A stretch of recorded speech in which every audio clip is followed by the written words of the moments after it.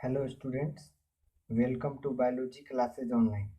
आज हम लोग क्लास 11 का एनसीईआरटी का जो बुक है बायोलॉजी का, उसका चैप्टर 3 जो है वनस्पति जगत प्लांटी किंगडम, उसको आज हम लोग पढ़ेंगे। ठीक है, तो सबसे पहले जान लेते हैं कि इसमें पढ़ना क्या है हम लोगों को। इसमें शैवाल के बारे में हम लोग को पढ़ना है।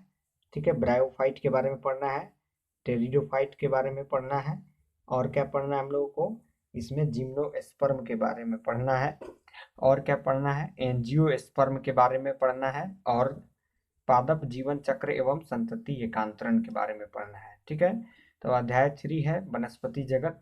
तो देखिए, कह रहा है इसमें पहले पिछले अध्याय में हमने विटेकर 1969 द्वारा सुझाए सजीवों के प्रमुख वर्ग के विषय में पढ़ा था। ठीक है, इसमें उन्होंने इसमें उन्होंने 5 kingdom Monera, protista, fungi, Animalia तथा प्लांटी सुझाए थे।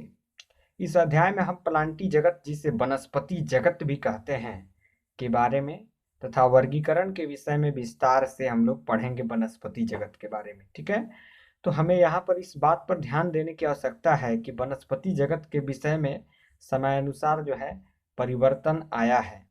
फंजाई, कवक तथा मोनेरा तथा प्रोटिस्टा। ठीक है, एक बार और ध्यान से सुनिए।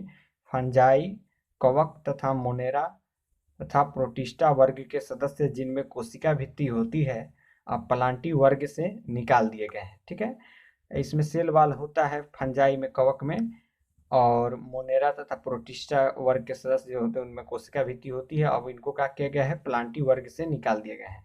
यद्यपि वे पहले दिए गए वर्गीकरण के अनुसार एक ही जगत में होते थे। पहले जो वर्गीकरण दिया गया था उसमें उसी को एक ही जो है जगत में रख दिया गया था, लेकिन अब उसको निकाल दिया गया है कोशिका भित्ति होने के कारण। ठीक है, इसलिए साइनोबैक्टीरिया, जिन्हें नील हरित शैवाल कहते थे, ब्लू ग्रीन अलगी कहते थे, अब शैवाल नहीं है। अब वो सब शैवाल नहीं है। इस अध्याय में हम प्लांटी के अंतर्गत शैवाल, एल्गी जिसको थैलोफाइटा भी कहा जाता है, ब्रायोफाइट, टेरिडोफाइट, जिम्नोस्पर्म तथा एंजियोस्पर्म के विषय में पढ़ेंगे हम लोग। ठीक है, आओ, कह रहा है इसमें एनसीईआरटी में लिखा है, आओ इस तंत्र को प्रभावित करने वाले बिंदुओं को समझने के लिए एंजियोस्पर्म के वर्गीकरण को देखें।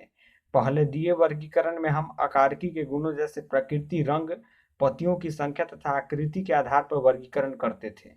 देखिए, कह रहा है कि पहले जो वर्गीकरण दिया गया था उसमें हम लोग क्या करते थे, आकारिकी के गुणों जैसे प्रकृति हो गया, नेचर, उसका रंग हो गया, पत्तियों की संख्या हो गई, आकृति के आधार पर, उसका आकृति कैसा है उसके आधार पर हम लोग वर्गीकरण करते थे। ठीक है, वे मुख्यतः कायिक गुणों तथा पुमंग की रचना के आधार पर हैं। था लिनियस के अनुसार ऐसे वर्गीकरण क्या थे, कृत्रिम थे, क्योंकि उन्होंने बहुत ही समीप वाली संबंधित स्पीशीज को अलग कर दिया था। इसका कारण था कि वे बहुत ही कम गुणों पर आधारित थे।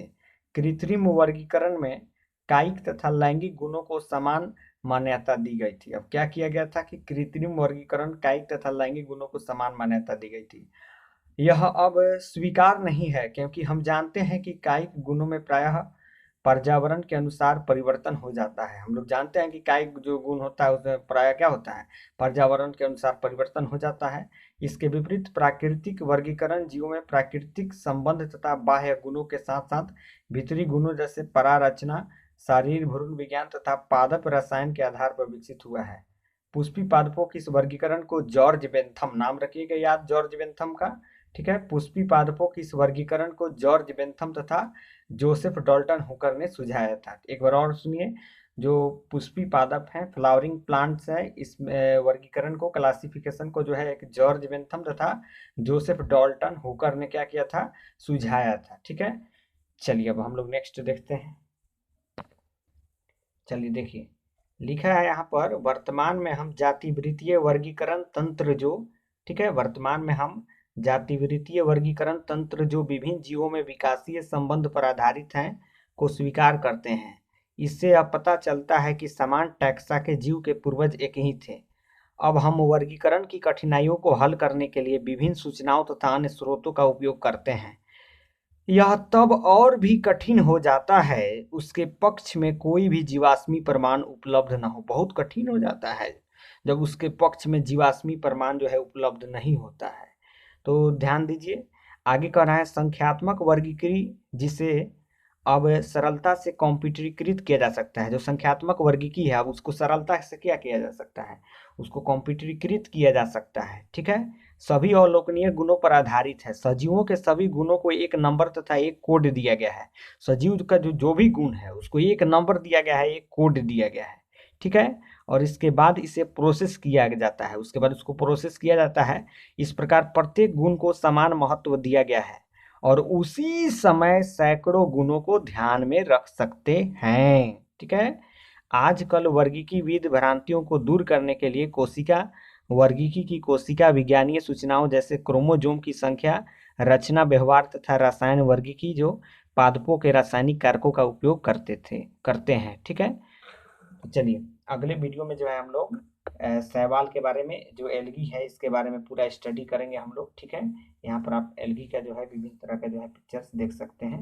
ये हमारा एल्गी का पिक्चर जो है दिया गया है आपके बुक में। ठीक है, चलिए आप बायोलॉजी क्लासेस ऑनलाइन को सब्सक्राइब कर लीजिए, बेल आइकन को भी प्रेस कर दीजिए ताकि जब नया वीडियो अपलोड हो तो सबसे पहले नोटिफिकेशन जो है आप ही के पास पहुँचे। ठीक है, आप बायोलॉजी क्लासेस ऑनलाइन से जुड़े रहिए और अपना स्टडी कीजिए बायोलॉजी का। ठीक है, और अगर आपको वीडियो अच्छा लगा है तो वीडियो को लाइक कर दीजिए। ठीक है, और कमेंट करके बताइए कि आपको वीडियो कैसा लगा है। चलिए, thank you for watching this video.